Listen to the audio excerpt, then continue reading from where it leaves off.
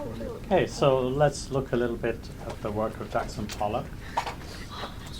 Again, I'm going to show you some of his early works, the works that he's not famous for.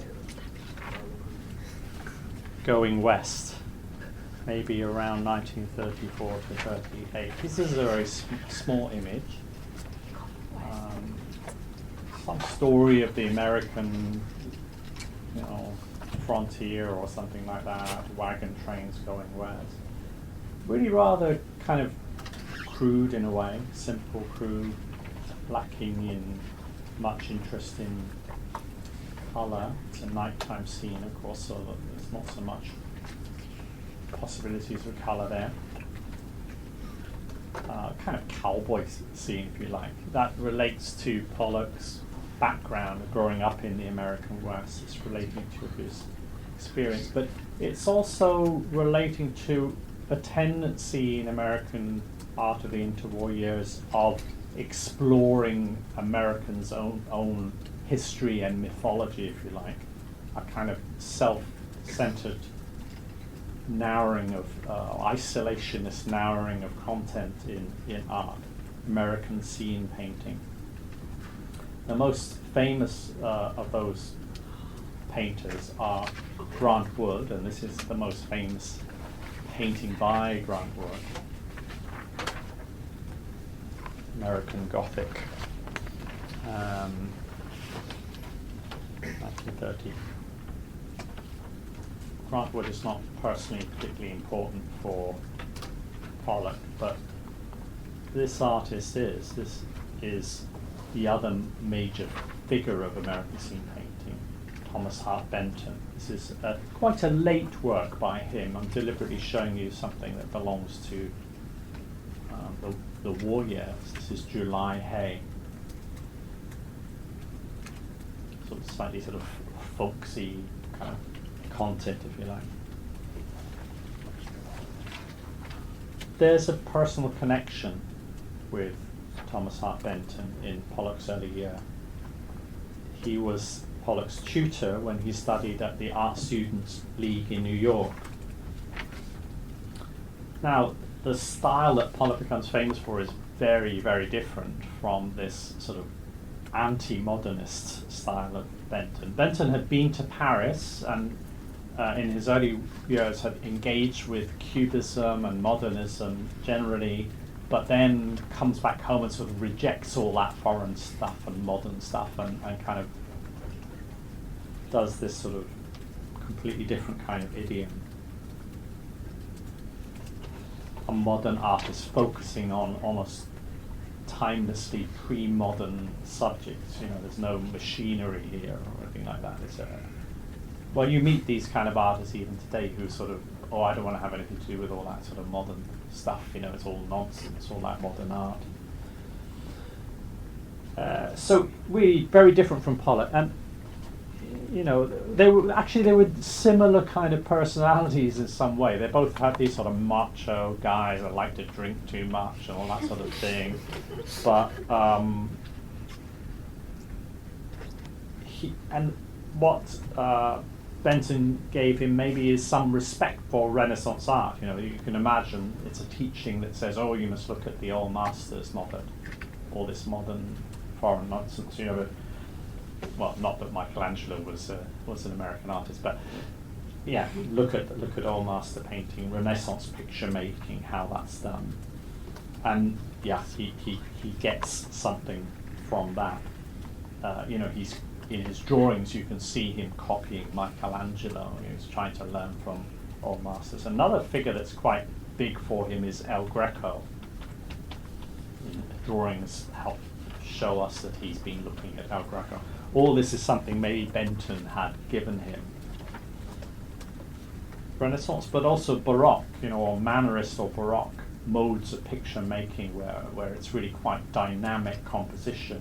And Benton seemed to like to this sort of slightly geometricized way of kind of analyzing the composition, breaking it down into blocks. Of course, that's a kind of modernist trait coming through, but still, it's something I think influenced Pollock at a deep level of how he thought about composition, that it's something about dynamic connections of forms, linking, rhyming forms, which you get there in, Benton's own work. You're seeing these sort of slight distortion of everything, the buckling of space to create this kind of rhythmic patterning quality. Benton is probably most famous for his mural paintings than his easel paintings of American life. Later he was to say Benton gave him something hard to react against. Yeah, sometimes that's not that you end up copying what someone does, but it's a strong personality, and they sort of force you to take a position about things. He was very interested himself, like Benton, in traveling across the country, sketching, so those sort of things maybe give rise to this kind of imagery, American subject matter. So rural, these sort of regions, rural, reactionary, anti-communist, anti-modernist, isolationist, nationalist, anti-avant-garde. Pollock comes to really despise such attitudes to painting. He says the idea of an isolated American painting seems absurd to me, just as the idea of creating a purely American mathematics or physics would seem absurd. He wants to deal with international standards of where we are now in art and measure up to that. So again, like Gorky, he's looking out at what has been done internationally by the European modernists. But just before we look at that, there is one American artist that kind of interested him, and you see that influence coming up in this work. Again, it's just a small work, early work by Pollock, The Seascape of 1934. It really reminds us of this American romantic artist, Albert Pinkham Ryder. This is his Moonlight Marine, between 1870 to 90.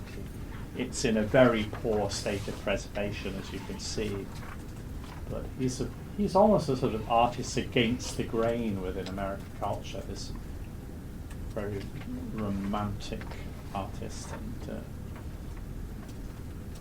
most landscape painting in America at that time was a more sort of detailed, realistic idiom.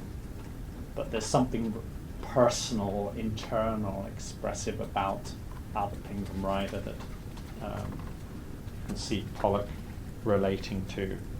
He acknowledges Ryder at one point as the only American artist who interests me. Rhythmic, free, dynamic in its approach to things.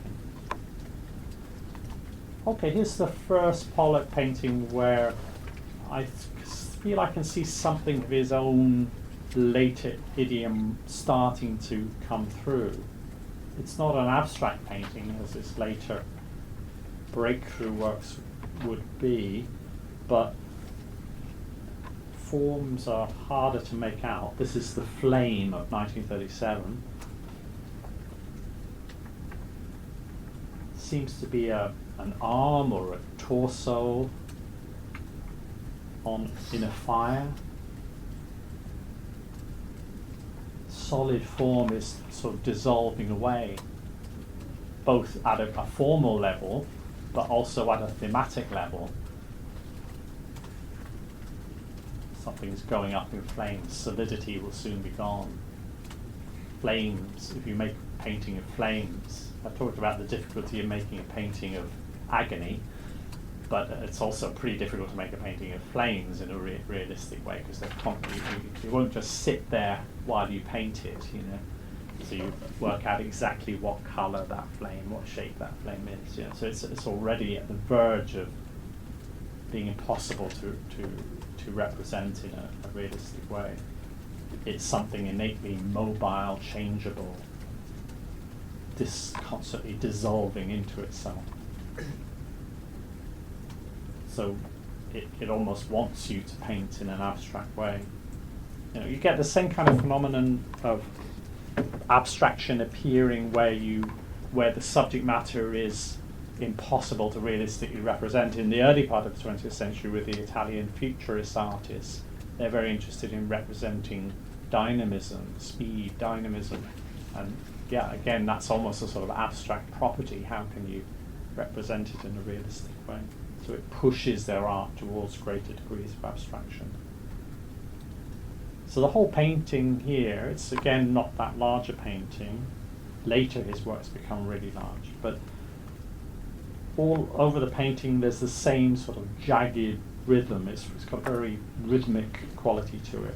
The same kind of marks are there over the whole surface, and that's going to be a property that we'll see in his later work. So it kind of prefigures, as if he sort of found a solution, maybe only in relation to one particular subject matter, but he found a kind of solution that will help give him ideas for later. A more free, painterly quality about it.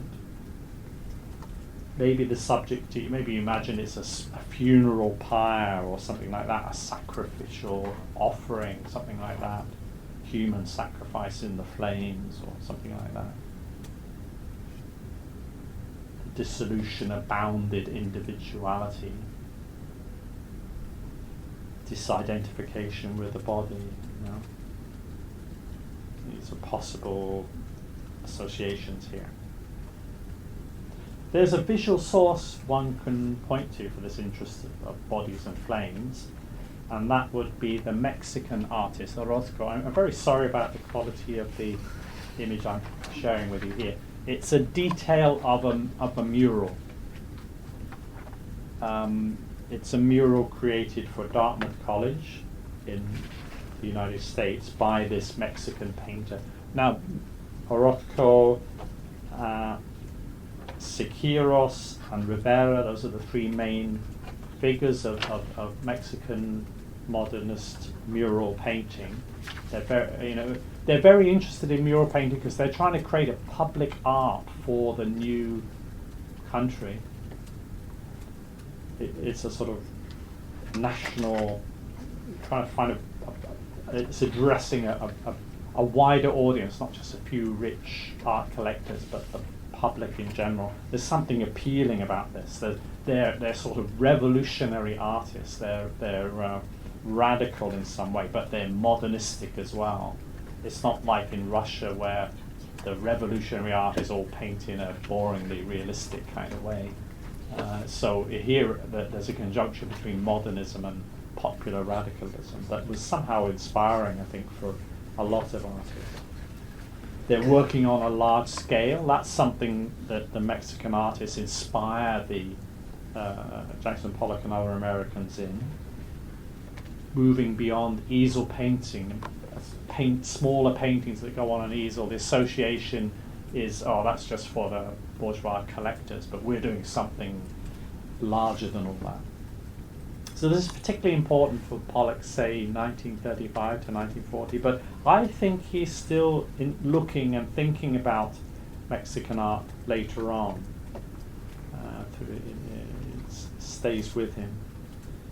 The Mexican modernist Siqueiros, he attended a workshop that Siqueiros held in New York in 1936 that seemed quite important to him for encouraging him to consider new techniques of painting, maybe new techniques appropriate for working on a large scale, the scale of a mural, such as using a spray gun or dripping paint. All these things were encouraged. Controlled accidents were encouraged in that workshop, and I think that was inspiring for Jackson Pollock's later work.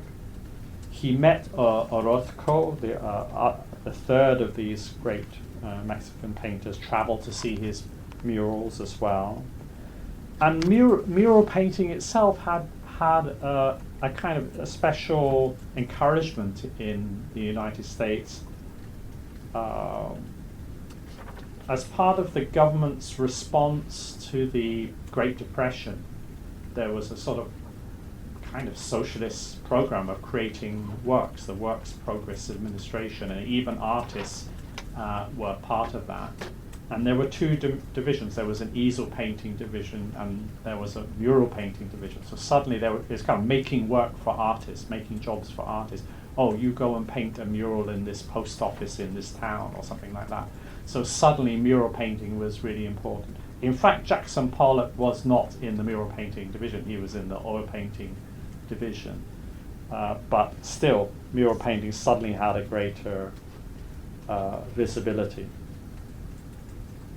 We know as early as 1929 he'd come across Rivera paintings in reproduction. He mentions interesting Mexicans in an early letter to his brother as well. So this is actually important to remember this time when American art was not at the forefront of things. American artists were struggling as provincial artists in one of the countries that was not known for artistic modernism. And they were learning from the Mexicans. Nowadays we think of Mexico, well, it's a fairly advanced country, but it's nothing like as advanced as the United States. We think of the United States as much more advanced. But here was the time when the North American artists were looking to the much more successful Mexican artists for inspiration. That tells you how far things have changed, or how much lack of confidence an artist like Pollock would have had at that point in time. So the subject matter of this mural is, well, it's about education. It's in a university, so he's sort of having quite critical things to say about institutional education. Good, there are lots of things one could say to criticize it. So this bit is called sometimes stillborn education. This skeleton is giving birth to dead knowledge, I suppose. It's the idea, presided over by these sort of skeletal authority figures, and everything's in flames anyway in the background. So flames and skeletons together in the same image. It's not the only image in Rothko's work where you have flames and skeletons together, but I think that's the influence here that has come together. It's from this Mexican source, even though there's nothing about it that looks very similar to the Mexican source. That's, I think, where it comes from.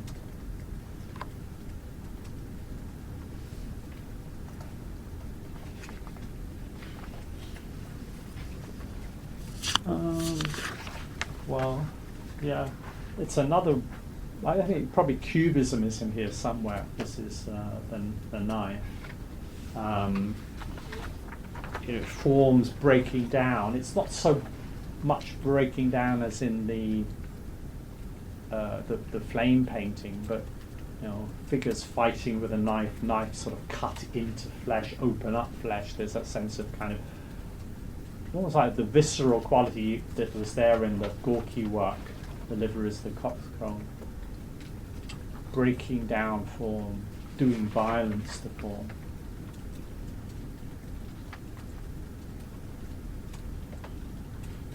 Another, apart from Mexican influences, another important influence, it's a little bit hard to pin it down in the particular works that I'm showing here, but it's very important for him, I think, is the interest in American Indian art. Through the whole 20th century, there are lots of stories of modern artists interested in so-called primitive art of some kind or another. So, for example, for Picasso's Cubism, African art was a really important influence. The Surrealists had their own interest in oceanic art, Pacific, Northwest Coast American Indian art. And certainly Jackson Pollock was very interested in American Indian art, Native American art. It's the art of his own country, the part of the country he came from, especially the West. He collected ethnographic magazines which showed information about that art, and I think it feeds into his art. It's also something that he may have got via the Mexicans, because the Mexicans look back to the great earlier Central American civilizations, that pre-Columbian civilization, and their visual culture as use those forms in their art, as local references. So I think that gave him a kind of idea of what he might want to do. Also, someone gave him a friend of his called John Graham gave him an essay that someone had written called Picasso and Primitive Art, looking at how important so-called primitive art was for Picasso. So that could have inspired him further. What he says himself is, he says, I've always been impressed with the plastic, that means the formal qualities of American Indian art. The Indians have the true painter's approach in their capacity to get hold of appropriate images and in their understanding of what constitutes painterly subject matter. Their colour is essentially Western, that means of the western part of the United States, that landscape. Their vision has the universality of all real art. So it's not some parochial American reference that interests him, it's something, getting down to the roots of artistic visual language.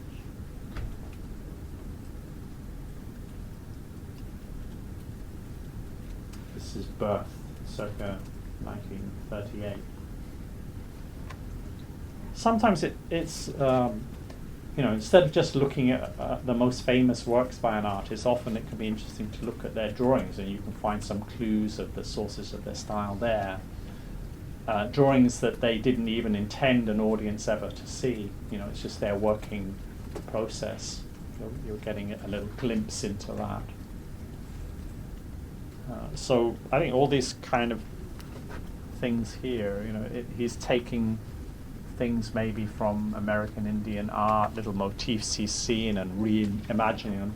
Nothing seems directly copied, but it's kind of this a little bit like some things from Central American, pre-Columbian art or something like that. Different sources are behind all this very stylized, symbolic, mythic language. He's trying to look to it to give him a kind of language to express mythic ideas.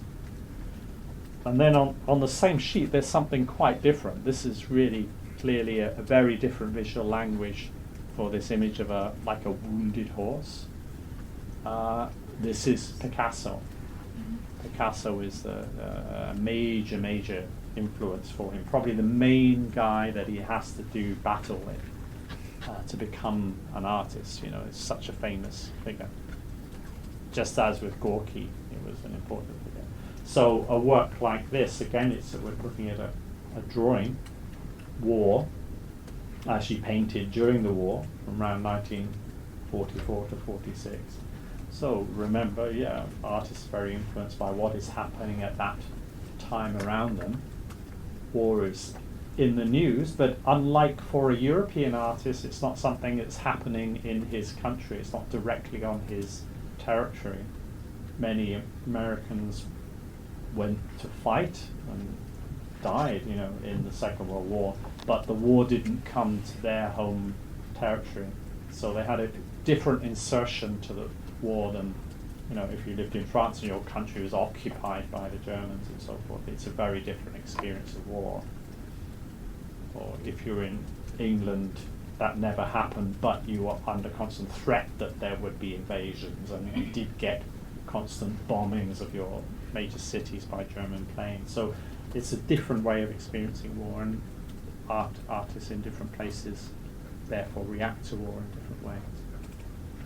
I think behind this is Picasso and the famous Picasso work, Guernica, his work about war, not about the Second World War, but about the Spanish Civil War, which was kind of like, if you like, the initial skirmish with fascism that then fed into the Second World War.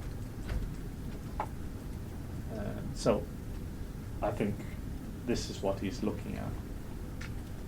This work actually had quite a lot of influence on the Americans because it came to live in the Museum of Modern Art in New York. Picasso wouldn't let it go back to Spain until Spain became a democracy. and so it was, the work itself was, as it were, in exile in New York. So many American artists saw it and were inspired by it. This is one of the drawings that Picasso did for, when he was trying to work out the themes of Guernica. There are many, many drawings.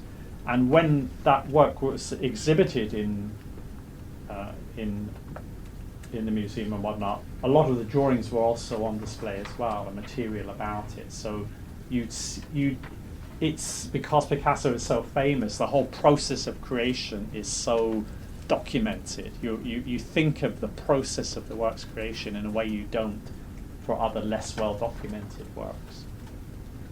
And I think even Picasso himself was sort of aware of it. So and this is, I believe, the first day he was working on the idea of Guernica, 1st of May 1937, drawing number 5. He's sort of noting his own process as if he's looking at his process from the outside, historically, how it is developed. And this horse here, the wounded horse crying out, is so obviously the source for this horse here.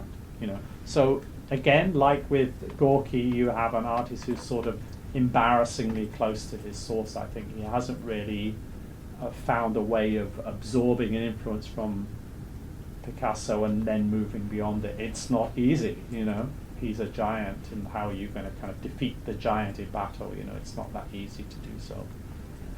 And to remind you what I said about Gorky too, Picasso is the artist today. He's still alive.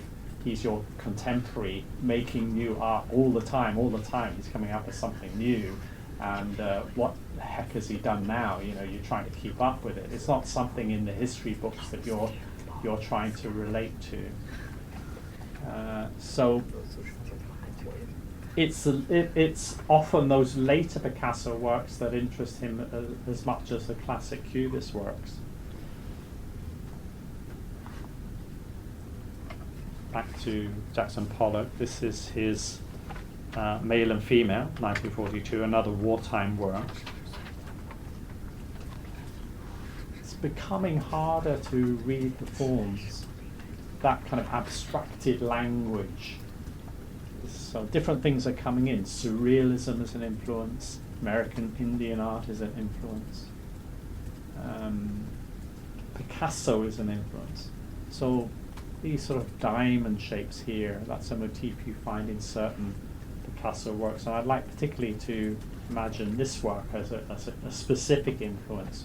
In the background you have these sort of diamond motifs. Girl Before the Mirror, Picasso work of really only just a few years earlier. Girl in Front of the Mirror, 1932. So we're talking about a decade earlier. That's nothing really. That's sort of in the same time frame.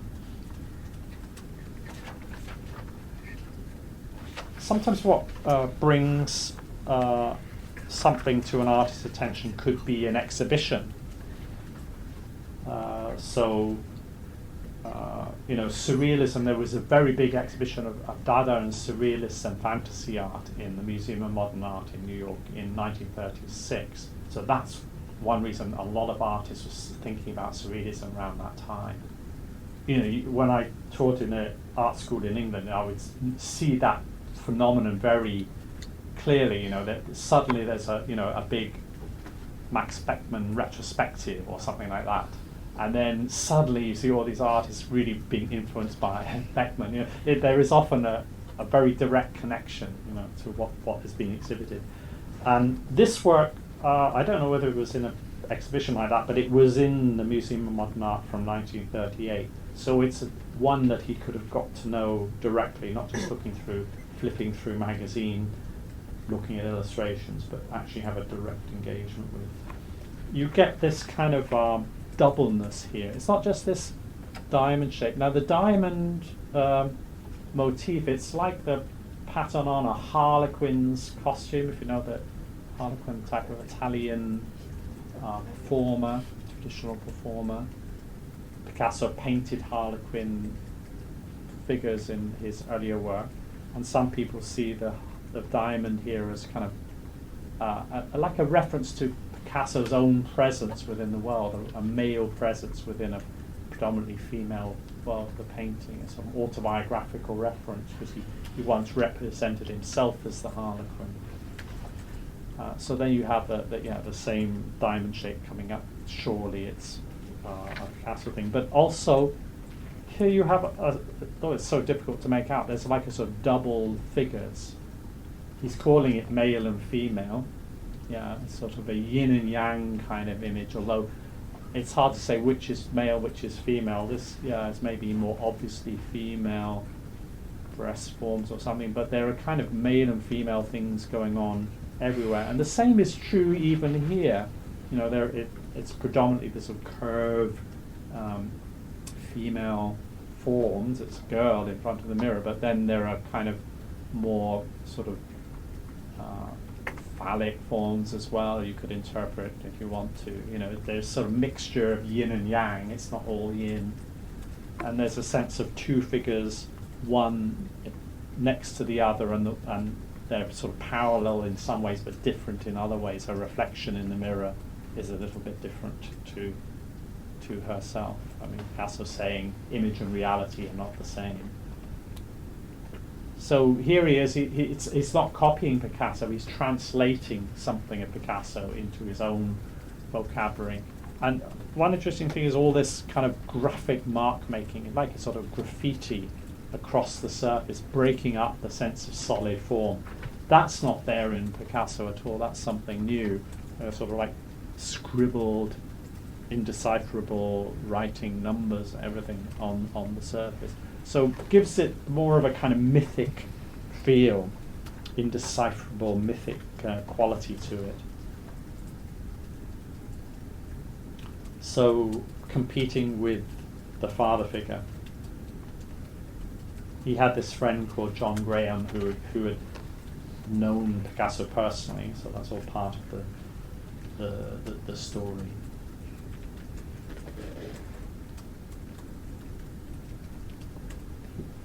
Pollock talks at this time about veiling the symbol.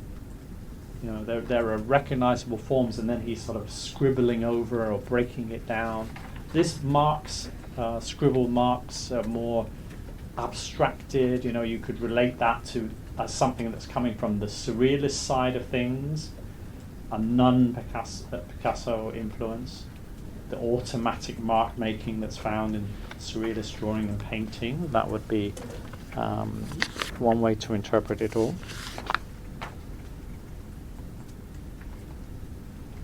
Guardians of the Secret, 1943. Still looking at his 1940s work, wartime work. This work has a certain kind of frontality to it. The Guardians, well, if we treat the title as a clue, maybe these would be the Guardians, these sort of strange sort of totemic presences at either side of the painting. Guardians. What are they guarding? Well, this must be then, by process of elimination, maybe this is the secret, you know. It seems to be, it could be a sarcophagus or some kind of tablet with some strange, indecipherable writing on it. It could be a sort of hieroglyphic writing. It's not literally Egyptian hieroglyphs, but it has that kind of quality about it. Imagistic things, or it looks like a fish, but other things look more like writing. We can't quite make things out, but it's writing, but not our writing. It's some other writing, but from some other time. There's a dog. Could be like the dog who guards the entry to the underworld, Cerberus. You know, mythological associations.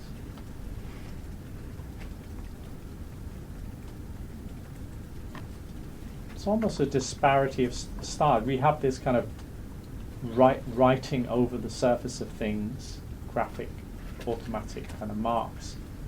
over the whole of the painting, but especially in the central area. It's almost like an abstract image within a slightly more recognizable image within an image, painting within a painting. But maybe it makes sense if this is harder to understand. You know, it's trying to convey the idea of a secret, something that's indecipherable. We're meant not to, you know, normally when you look at a work of art, you want to make sense of everything. It's supposed to communicate something to you. But maybe this is a special case where the artwork is communicating the sensation of encountering an indecipherable secret. You know, so it makes sense that it's not decipherable. It's not a failure of the work. So what would that secret be? Maybe that we can interpret it as being the unconscious. You know, it's like art about encountering your own unconscious content, something like that. That would be a mainstream surrealist idea. Surrealism is all about valorizing the unconscious and its contents. But there's a particular kind of twist to this concern with psychoanalysis and the unconscious in Pollock's case. He got a lot of that via surrealism, but he also was directly interested, not so much in the ideas of Freud. He was interested in Freud's ideas, but he's also interested in the ideas of Carl Gustav Jung, one of the other founders of psychoanalysis, who kind of broke away from Freud and had his own approach. Now, Jung is particularly interested in art. A lot of his books are full of illustrations, so you'll see, you know, illustrations of Egyptian this and that, you know, and all kinds of things from different cultural backgrounds.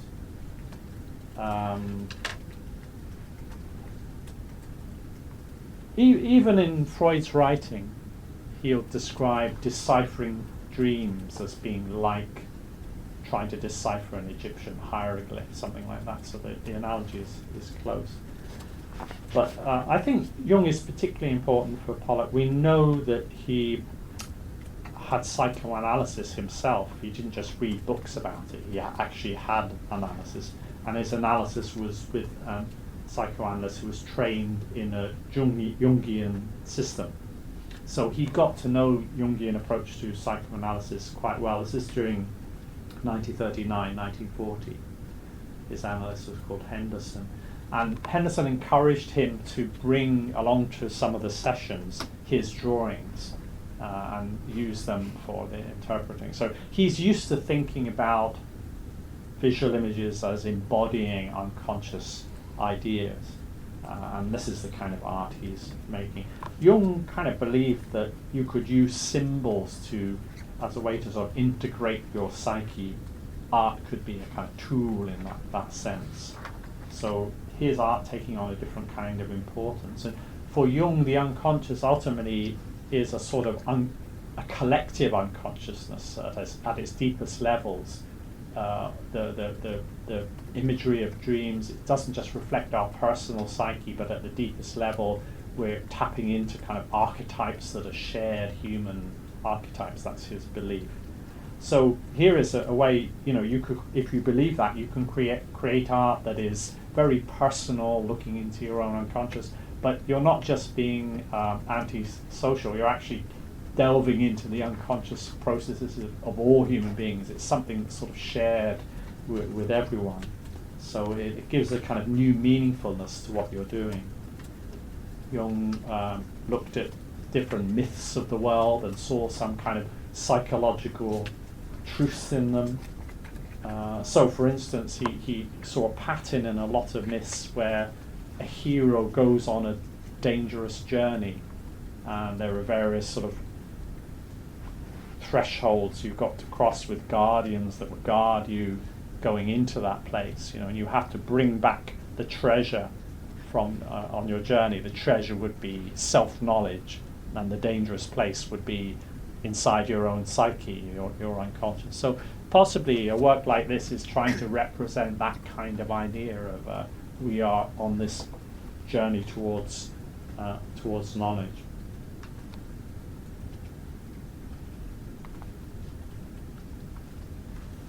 Pasiphae. Pasiphae is the name of the mother of the Minotaur in Greek mythology. The Minotaur is half man, half bull.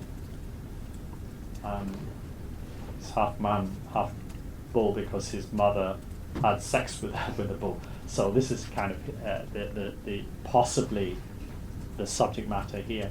You've got to be a little bit careful and not be too literal-minded about it. Often Pollock's titles are ones he accepted from suggestions from his friends, not necessarily that he's directly illustrating certain things, but there's a sort of human figure here and a sort of slightly more animal figure here. Anyway, the scale seems very different.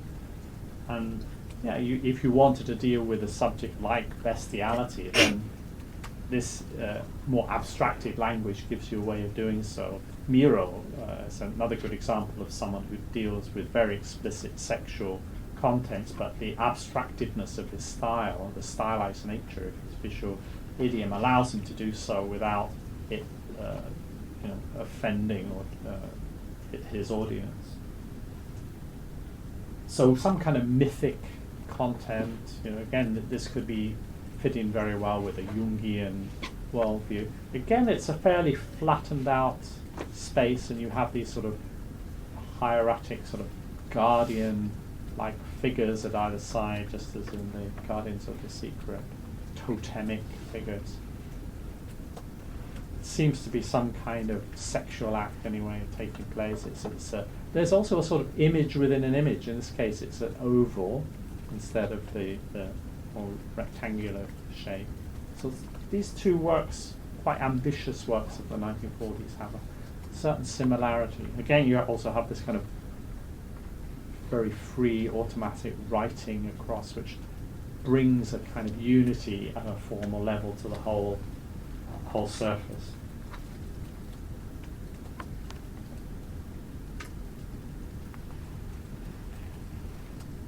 This is the mural that he painted, the Guggenheim mural. It's called because it was painted for Peggy Guggenheim. It's a commission work. Done, I think, a lot of it done really rather quickly. Although the surface is really quite complex. It seemed to be like a sort of procession of figures marching across.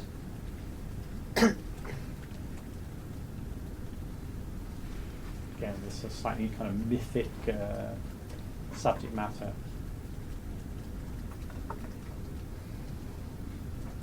And all over compositional style and this emphasis on spontaneity. Gothic.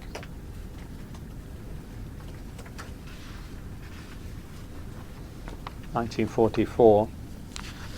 Very thickly crusted surface.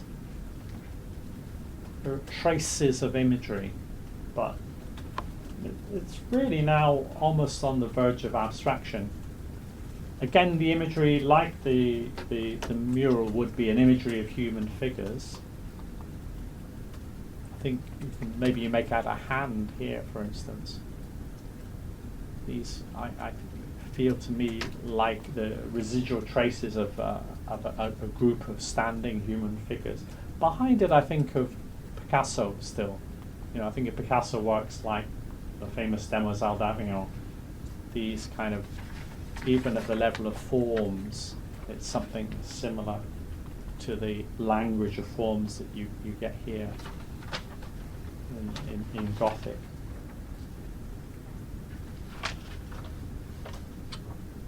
Rhythmic composition rather than architectural. It's not static, it's rhythmically dynamic. All over composition, the same forms over the whole surface, in other words. One has a feeling maybe there was some, when he started working, maybe there was more imagery, and then he's deleted, got rid of those images.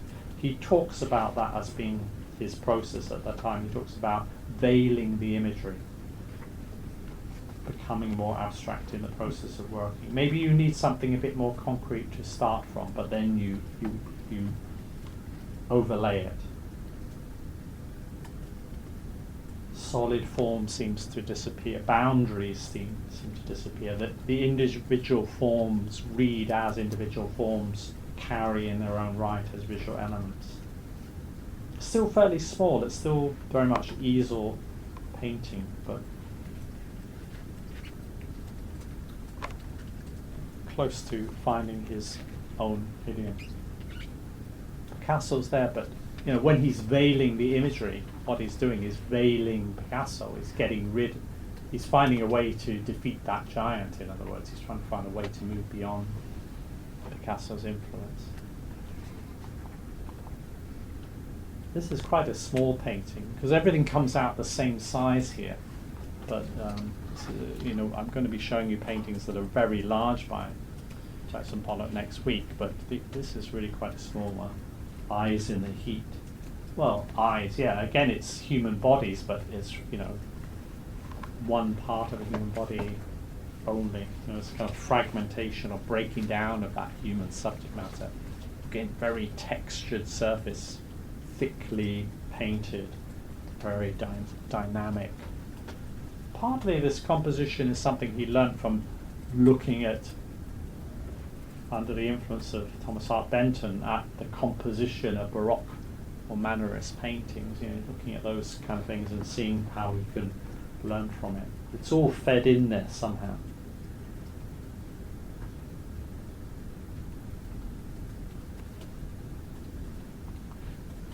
(1947). Full Fathom 5. I think we'll stop at this point because, well, we run out of time, but this is a good point to stop because this is the first work I'm showing you where you really see some hints of his mature style, which is using pouring webs of paint rather than using a brush. It's a hybrid work because it does still involve the use of the brush, but it's also involving pouring paint. So it's the first work I'm showing you that is just undeniably a signature style Jackson Pollock work. His identity as an artist is so tied up with a certain look, a certain method of applying paint even. So it's a good point for us to start from next week and see how things pan out from there.